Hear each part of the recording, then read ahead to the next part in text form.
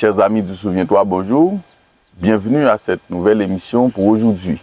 Et c'est toujours un plaisir pour nous de vous accueillir.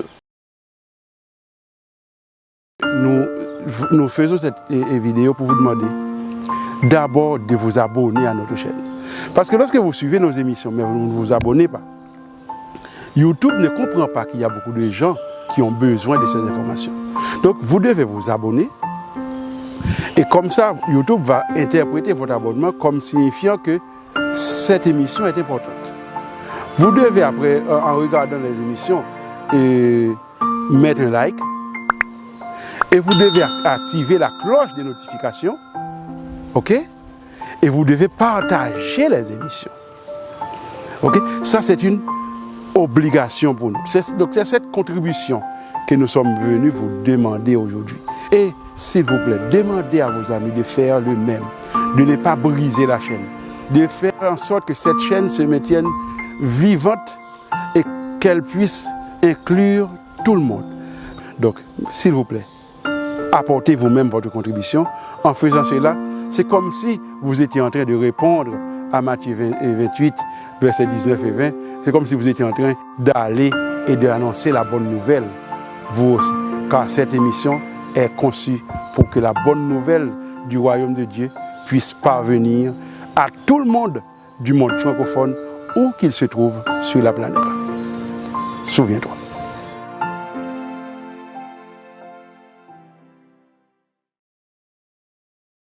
Et aujourd'hui, nous allons poursuivre avec les réflexions sur le passage du peuple de Dieu, la mer Rouge, et tout ce qui va se passer à travers ces grands événements. Et c'est toujours avec notre ami Franck Segui à qui nous disons bonjour. Bonjour Mackinson, bonjour ou bonsoir à nos chers internautes. C'est toujours avec le même plaisir que nous entrons chez vous pour vous apporter votre émission habituelle Souviens-toi. Et nous avons commencé à analyser ou à étudier l'exode, c'est-à-dire le déplacement massif du peuple de Dieu de l'Égypte. Et maintenant, donc tu as déjà partagé avec nous toutes les difficultés que ce peuple a rencontrées en Égypte et comment Dieu les a libérés. Il y a des spéculations sur cette question. Une fois, un de mes étudiants m'a contacté pour me dire, il m'a cité le nom du professeur. Il m'a dit, dans un cours, tel professeur, il m'a cité le nom du professeur, a dit que l'Éternel n'a pas fendu la mer Rouge. Ça, c'est une fable racontée par la Bible. En réalité, ce qui s'est passé, c'est que Moïse connaissait très bien la région.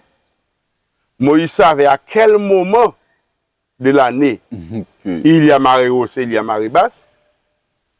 Donc Moïse a attendu le moment de la marée basse pour prendre le peuple et profiter pour traverser la mer, parce qu'au moment de la marée basse, les eaux se retirent et on peut traverser la mer.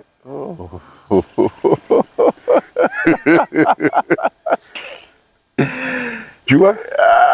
Donc on spécule. Donc, alors est-ce que cela... Mais il y a la spéculation, dans l'autre camp aussi. Ok. Parce que parmi ceux qui croient dans le miracle, eh bien, tu trouves des gens qui essayent de dire oui, l'Éternel a réellement fendu la mer Rouge parce qu'on a trouvé, dans des fouilles archéologiques, on a retrouvé les chars de Pharaon qui s'étaient engloutis dans la mer. On a retrouvé les roues des chars de Pharaon au milieu de la mer. Donc l'archéologie a prouvé que réellement l'armée de Pharaon qui a poursuivi le peuple et qui est entré derrière le peuple après le passage de la mer Rouge, et bien cette armée a été engloutie, on a retrouvé les roues des chars. Donc tu appelles ça également spéculation? Ça c'est du charlatanisme. Okay? Et comment tu l'expliques? Il n'y a pas encore, je ne vais pas utiliser d'autres langages, donc j'emploie le mot encore, parce que scientifiquement, on n'est pas obligé de tirer le rideau sur quelque chose, il faut laisser la porte ouverte. Okay. Donc c'est pour ça que je dis encore, on n'a pas encore trouvé quoi que ce soit au fond de la mer Rouge qui aurait rapport avec l'armée de Pharaon. Il n'y a pas ça. Okay? Jusqu'au 21e siècle où nous parlons, aucun archéologue sérieux ne vous dira que telle fouille archéologique réalisé au fond de la mer Rouge, ou bien telle sonde qu'on a envoyée au fond de la mer Rouge a permis d'identifier les restes des chars des pharaons, de l'armée des pharaons, ses chevaux, etc., ses soldats, ou bien une roue quelconque. Non, on ne vous dira pas ça. Okay. Parce qu'il n'y a pas ça. Maintenant, tu peux me dire. Certains disent. Voilà. L'Éternel n'avait pas réellement fendu la mer. Le miracle n'a pas eu lieu. N'a pas eu lieu. Ceux qui disent que les miracles ont eu lieu et qui essayent d'inventer des raisons matérielles visibles, Voilà. et nous disons que c'est du charlatanisme, ça n'existe pas. Maintenant, l'Éternel a-t-il réellement fendu la mer ou n'a-t-il pas fendu? Bon, c'est cette question à laquelle écoute, tu dois répondre. Les études qui sont menées, les études archéologiques, ont découvert suffisamment d'indices qui nous disent qu'il s'était passé un événement en Égypte. À la dernière émission, nous avons cité le manuscrit d'Hippouver. Okay? Et nous avons signalé que ce manuscrit existe aujourd'hui. Si quelqu'un est intéressé, il peut aller au musée de Leiden en Hollande. Il rencontrera les manuscrits. Ou bien, tu peux taper le manuscrit d'Hippouver ou bien le papyrus d'Hippouver sur Google et tu trouveras le contenu du manuscrit. Okay? Parce que c'est des hiéroglyphes et depuis Champollion au 19e siècle, on a réussi à déchiffrer les hiéroglyphes. Donc, le hiéroglyphe n'est plus un secret maintenant. Les égyptologues sont en mesure de lire les documents. Donc, on a découvert dans le manuscrit d'Hippouver qu'il fait référence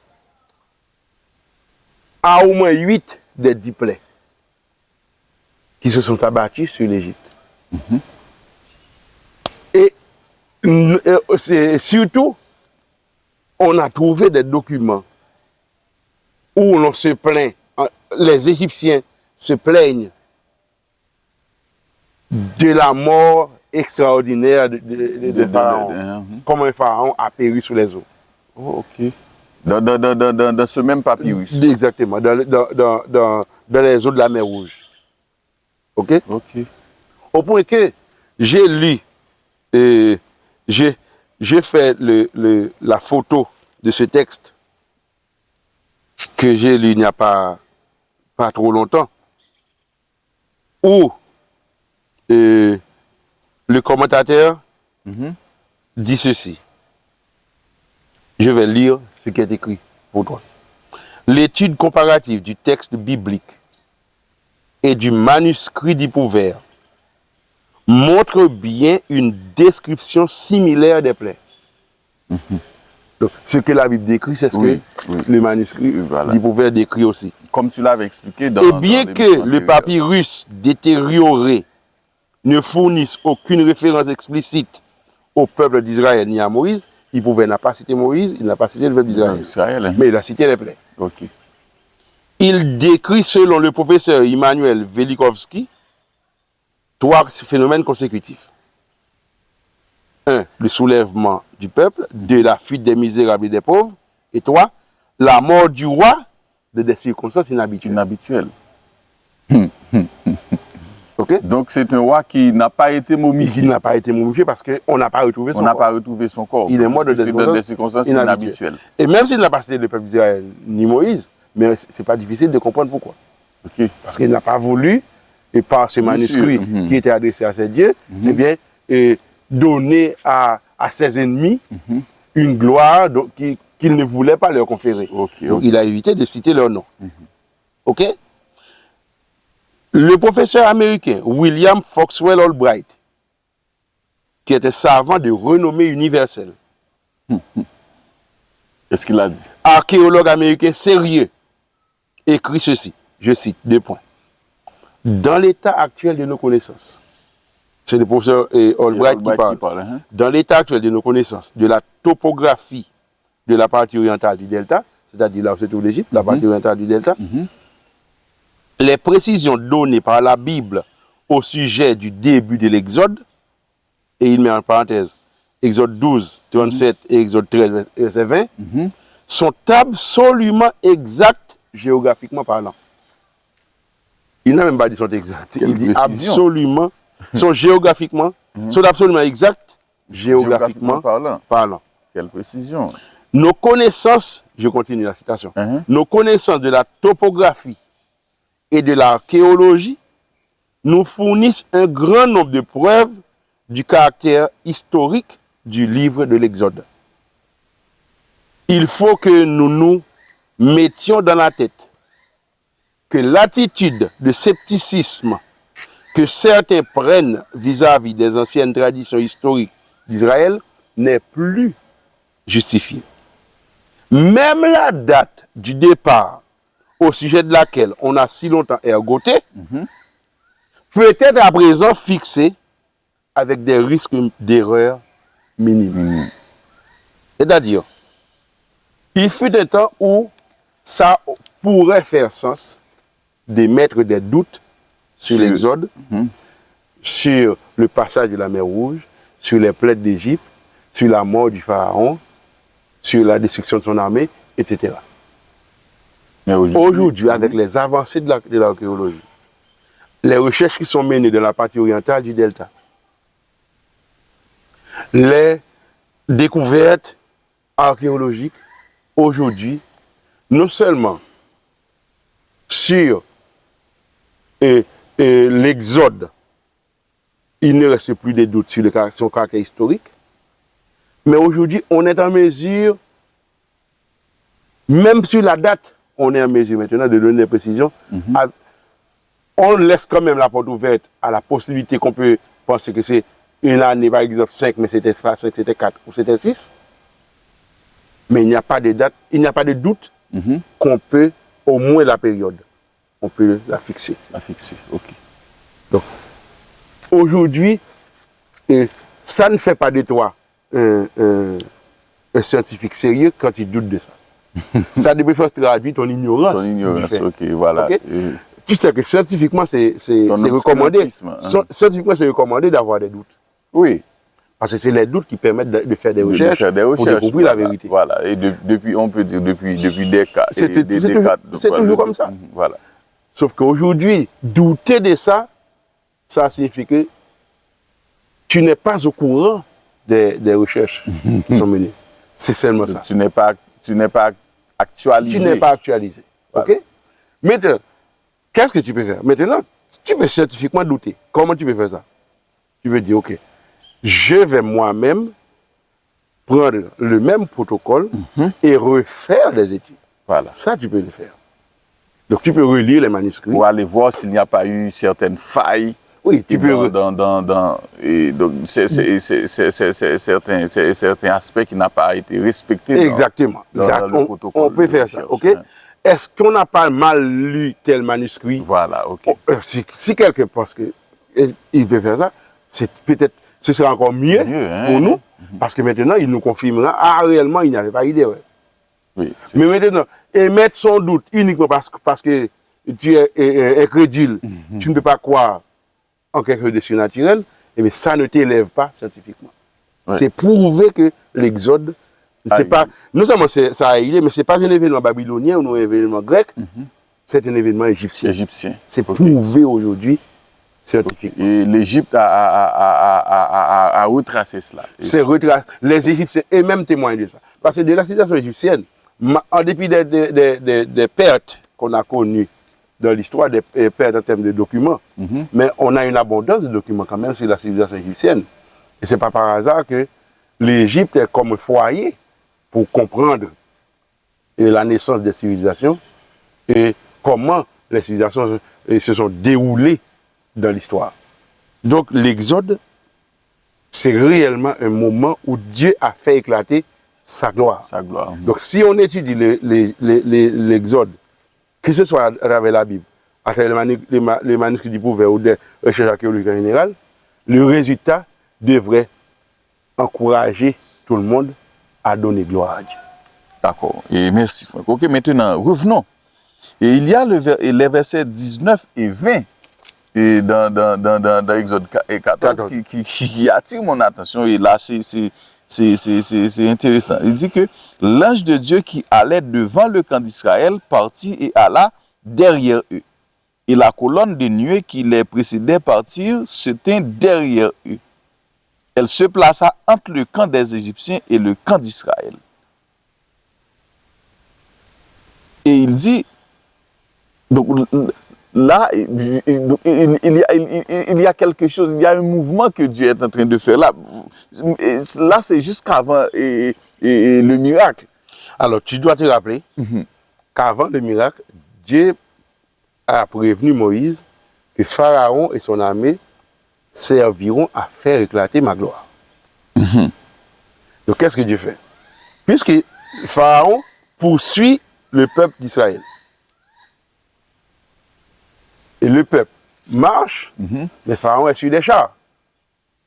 Pharaon et son armée se trouvent sur des chars. Voilà. Donc, ils ne se déplacent pas à la même vitesse.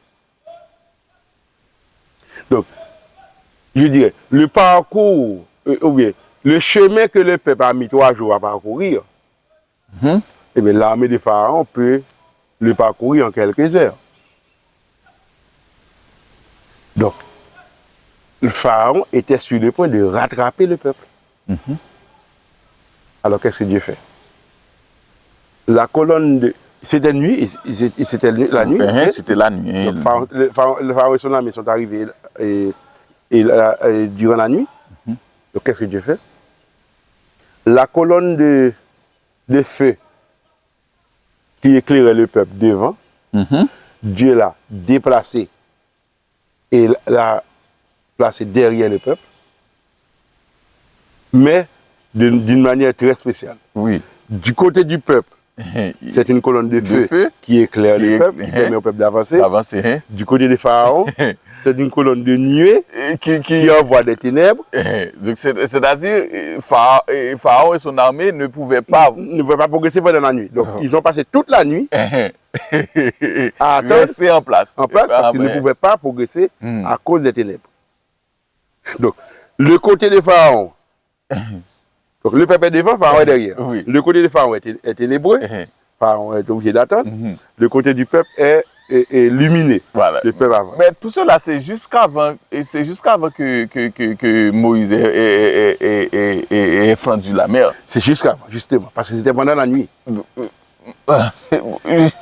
Donc, Pharaon est obligé de rester. Maintenant, lorsqu'il fait jour, le peuple va avancer, et Moïse va recevoir l'ordre, à partir du verset 21, d'étendre sa main sur la mer. L'Éternel va refouler les eaux, le peuple traverse, et lorsque le peuple est suffisamment, à une distance suffisamment, je dirais, loin de Pharaon, maintenant, l'Éternel déplace la colonne de feu, et Pharaon peut maintenant avancer. La colonne de nuée. La colonne de nuée, excusez-moi. Voilà, okay. Donc, Pharaon maintenant peut avancer. Et comme Pharaon, pendant ce temps-là, n'a pas vu le miracle. Voilà, c'est ce que j'allais te demander. Donc, là, il me semble que Pharaon, donc, Dieu n'a pas permis à Pharaon de voir. Parce que ce miracle ne concerne pas Pharaon. Ce qui concerne Pharaon, c'est les plaies. Donc, les plaies, c'était pour lui. Il a reçu les plaies. Il a compris ce qui devait arriver avec les plaies. Mais le miracle de la mer Rouge ne concerne pas Pharaon. Ça, c'est pour le peuple de Dieu. Mais tu peux te demander comment Pharaon peut-il être suffisamment obstiné pour se présenter devant la mer et il voit un chemin sec au milieu de la mer et il entre. Bien sûr, donc c'est un chemin. Pour lui, c'est normal. Donc ça peut te donner une idée de combien le péché peut avilir l'homme. Il est devenu comme lorsque aveugle. tu t'éloignes de Dieu, qu'est-ce que ça entraîne comme conséquence? Parce que normalement, Pharaon aurait pu comprendre, non, ça c'est pas normal, c'est pas naturel. 2 montagnes d'eau avec C'est pas un chemin de piétons. De piétons, voilà. C'est pas un chemin de piétons. Lorsque C'est même pas un highway. Bien sûr, lorsque vous regardez le nombre ou l'immensité de... Oui, quand nous, par exemple, si on va dans les Libyens pour voir le premier dénombrement qu'on va faire, eh bien, c'est presque un million de gens. Un chemin pour Donc, 1 million de gens dans... L'Éternel là n'a pas frayé un chemin de piétons, l'un marche l'un après l'autre. L'Éternel a ouvert, c'est plusieurs boulevards multipliés que l'Éternel a ouvert devant le peuple, pour que le peuple puisse passer à pied sec. À pied sec. Les animaux passent, etc. Tout le monde passe. Donc, ce n'est pas quelque chose de mince. Donc, moi, je me demande, comme la Bible contient beaucoup de miracles, quel serait le plus grand miracle de la Bible? Personnellement, j'ai de la difficulté à décider entre deux. Parce que pour moi, c'est nécessairement les deux plus grands. Mais qui est le plus grand? C'est le passage de la mer Rouge et la résurrection de Lazare. Après 4 jours. Après 4 jours. Oui. Après 4 jours de sépulture, Lazare a été ressuscité. Le peuple devant la mer Rouge a passé à pied sec. Bon, en tout cas, ce sont deux grands miracles.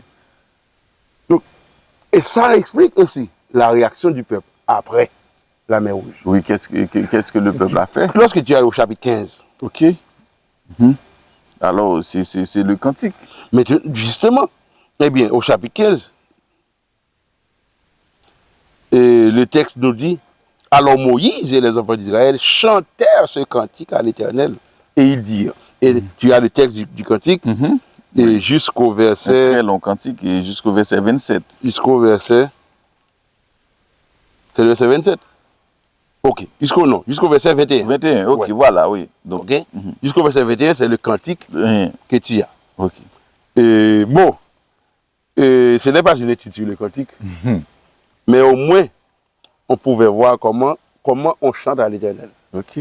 Parce qu'aujourd'hui, tu peux constater que on a tendance à dénaturer les choses. Aujourd'hui, les groupes ou les chanteurs, les artistes, comme on aime les appeler, et soit dit en passant, l'Éternel n'a pas d'artiste dans son camp. Oui. Il n'y a pas d'artiste dans le camp de l'Éternel. Non. Il faut que ça soit clair pour nos internautes. Dans le camp de Dieu, il n'y a que des adorateurs. Dès que tu es un artiste ou une vedette, tu n'es pas dans le camp de Dieu. Parce que la seule vedette, le seul artiste, c'est Dieu. Des artistes, ce sont des gens qui donnent des prestations. Des prestations. Voilà. Oh Dieu. Dans le camp de Dieu, ce qu'il y a, c'est des adorateurs. Ok. Eh bien, l'artiste ou le groupe, ou je ne sais comment l'appeler, a un chant, mais le chant n'a qu'une phrase. Et c'est cette phrase qui est répétée 30 fois, 50 fois, 40, 80 fois, jusqu'à hypnotiser les gens. Voilà, donc c'est ce que j'allais dire, c'est comme un processus d'hypnotisation. Jusqu'à hypnotiser les gens. Les psychanalystes peuvent expliquer ça avec facilité. Okay? Lorsqu'on répète, on martèle la même phrase plusieurs fois, ou bien le même mot, Jésus, Jésus, Jésus, Jésus, Jésus, Jésus. On répète la même chose plusieurs fois. Jusqu'à devenir comme ivre. Eh bien, le cerveau est ivre, les gens sont hypnotisés. Ils ne sont plus maîtres de leurs pensées. Ils sont prêts à faire ce qu'on leur demande de faire. Non. Dans la pédagogie de Dieu, c'est parce que nous constatons. Ok? Donc, ce que nous constatons, c'est que c'est le cerveau qui est mis en valeur. Ok? Donc, si tu veux apprendre ces choses, par exemple, tu devras exercer ton cerveau. Parce que tu as 21 versets pour ces chants. Voilà. Ok? On pourrait dire c'est plusieurs couplets. C'est plusieurs couplets. Par exemple, le psaume 119. C'est un chant. C'est un chant. Parfois, les gens oublient ça. Tu as 175 versets. Mais c'est un chant. C'est un chant. Et il y a des gens qui mémorisent le chant. Le psaume 119, c'est le plus long. Oui. Donc, il y a des gens qui mémorisent le chant. Ok. Donc, quelle est la tendance? Le chant le plus court que l'on trouve dans le psautier, dans les psaumes, c'est le 117. 117. Qui a 2 versets. Mais aujourd'hui, même le psaume 117, c'est un chant très long. Parce que les groupes... Pour la tendance. Oui, pour la tendance aujourd'hui, c'est une phrase. Une phrase. Il suffit de répéter. Et puis on répète ça à satiété jusqu'à ce que l'assemblée soit hypnotisée. Et maintenant, les gens se mettent à pleurer. Et l'artiste ou bien le prédicateur, il a atteint son objectif. Et les gens, ce qu'il voulait que les gens fassent, ils le font et il est satisfait. Mais ce n'est pas comme ça qu'on chante la gloire de Dieu. Donc, le peuple est obligé. Moïse lui-même n'a pas... J'essaie de me placer devant la mer Rouge, mentalement. Ok. Pour faire quoi? Imagine-toi que tu arrives devant la mer Rouge, tu as 2 montagnes à côté que tu ne peux pas traverser, et derrière toi, il y a l'armée de Pharaon. Tu considères que ton cas est perdu, et voilà que l'Éternel te ferait un chemin par la mer. Peut-il y avoir de plus grand miracle que ça? Maintenant, quelle est la... Comment réagir? Comment réagir? Eh bien, comment répondre? Comment répondre à tant d'amour? Comment réagir? Oui. Eh bien, il n'y a pas de discours qui tient à ce moment-là. La seule réaction possible, c'est chanter. Chanter. C'est louer. Parce qu'en chantant, on exprime ses sentiments. On arrive à dire à Dieu ce qu'on ressent pour lui. Sa reconnaissance pour ses merveilles, pour ses bienfaits. Et c'est ce qui s'est passé. Et je crois que le verset 21 peut résumer tout ce que tu viens de dire. Chantez à l'Éternel. Marie répondait aux enfants d'Israël, chantez à l'Éternel car il a fait éclater sa gloire. Il a précipité dans la mer le cheval et son cavalier. Donc c'est ainsi que Dieu a permis à son peuple de traverser et lui a donné la victoire. La victoire et sur l'armée égyptienne. Donc ce que nous pouvons retenir, c'est Dieu, l'obstination de Pharaon, la croyance de Pharaon dans sa religion, en sa momification qui était déjà décidée, et en son passeport qui d'après lui était déjà scellé, parce qu'il avait son cœur de pierre préparé, a fait que Pharaon s'est endurci jusqu'à la fin, au point que finalement, lui et son armée, ses chars d'élite, ses cavaliers, ont servi à faire éclater la gloire de Dieu, parce que obstiné qu'il est, il n'a pas reculé devant la mer Rouge. Un miracle qui ne le concernait pas, il n'a pas reculé, il est entré dans la mer, et finalement il a péri. Je crois qu'il y a beaucoup de leçons à retenir. Une fois, j'ai été prédicateur dans un culte d'adoration et sur la gestion chrétienne de la vie. Et mon dernier message a été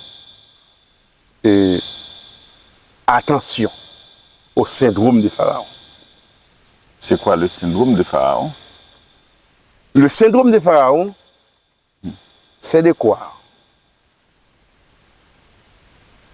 que je suis tellement proche de Dieu que je peux faire selon moi, à ma guise. Je n'ai pas besoin de respecter la parole de Dieu, parce que Dieu et moi, nous sommes tellement proches, nous sommes amis, au point que je peux donner un surnom à l'Éternel et l'appeler Nénel. Nénel. Ouais. Donc je fais ce que je veux. De toute façon, mon passeport est déjà scellé. Je suis né au milieu du peuple de Dieu. J'ai grandi au milieu du peuple de Dieu. Et je n'ai jamais connu d'autre réalité que la vie au milieu du peuple de Dieu. Donc, je ne suis pas trop concerné maintenant. Je n'ai pas à m'inquiéter de faire la volonté de Dieu. Je serai quand même sauvé. Et de même aujourd'hui, beaucoup de gens prêchent l'amour de Dieu, mais c'est un amour de Dieu pour combattre l'amour de Dieu. Comment tu l'expliques? Ce que je veux dire, c'est que beaucoup de gens prêchent l'amour de Dieu, c'est pour ne pas avoir à obéir à la volonté de Dieu. Ils vous disent, Dieu est amour, donc Donc, comme Dieu est d'amour, On peut vivre comme peu importe ce qui arrive, l'amour de Dieu va nous sauver. Pourtant, c'est pas ça en réalité. Ce n'est pas du tout ce que la Bible nous enseigne. Pharaon avait placé sa confiance, non pas dans la parole de Dieu, mais dans son cœur de pierre qui était déjà préparé, Donc, dans ses croyances. de ses propres croyances, et pour lui, c'était sa garantie de la vie éternelle. C'est pour cela que lorsque Moïse lui a parlé, il a demandé à Moïse, qui est l'Éternel pour que je lui obéisse? Pour que j'obéisse à sa voix. Qui est-il? Le syndrome de Pharaon, c'est toute obstination à suivre sa propre voie en fermant ses oreilles, en trouvant des stratégies pour ne pas écouter la voix de Dieu. Notamment lorsque Dieu parle, lorsqu'il y a un clair, il est écrit, un clair ainsi parle l'Éternel derrière ce qui est dit. C'est ce que j'appelle le syndrome de Pharaon. Ok. C'est sur ce point que je voulais terminer l'émission d'aujourd'hui. De dire à nos internautes, attention au syndrome de Pharaon. C'est-à-dire, si c'est aujourd'hui que tu découvres la vérité, si c'est aujourd'hui que tu as entendu la voix de Dieu, si c'est aujourd'hui que tu as compris sa parole, ne pense pas que tu es trop chic. Ok? Tu vas t'obstiner dans ton incrédulité. Tu laisses ces paroles pour des gens non, je dirais, non éclairés. Et quoi, c'est que ça ne te concerne pas. Non, mon frère, ma soeur.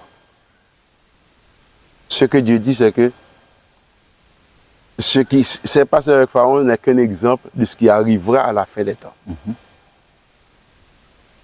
De même que Pharaon, au beau milieu de la mer, lorsque son armée est tombée en panne, tous ses chars sont tombés en panne, il a finalement compris. Ah, l'Éternel est avec eux, retournons. Mais c'était trop tard. Donc, il a confessé de sa bouche que c'est l'Éternel qui agit. Mais il ne s'est pas repenti. Il était trop tard. La Bible nous dit qu'à la fin, c'est ce qui va arriver aussi. Ceux qui n'auront pas accepté Jésus, à la fin, ils diront oui, réellement, c'était lui le roi. Voilà. Comme pour dire, tous ceux qui me disent Seigneur, Seigneur, n'entreront pas tous dans le Donc, royaume. ils confesseront de leur bouche, c'était réellement lui le roi. Mais ils ne se repentiront pas. Parce qu'à ce moment-là, il n'y aura plus de possibilité de repentance. N'attendons pas d'arriver à ce moment-là. Évitons le syndrome de Pharaon. Aujourd'hui, donnons nos cœurs à Jésus. C'est ça l'invitation d'aujourd'hui. La consigne, c'est d'abord, abonnez-vous. Ensuite, partagez avec les autres. Likez les émissions. Activez la cloche de notification. Assurez-vous, disons-le de préférence, assurons-nous que nos vidéos parviennent à tous, où qu'ils se trouvent sur la terre, pourvu qu'ils fassent partie du monde francophone. N'oubliez pas. Souviens-toi.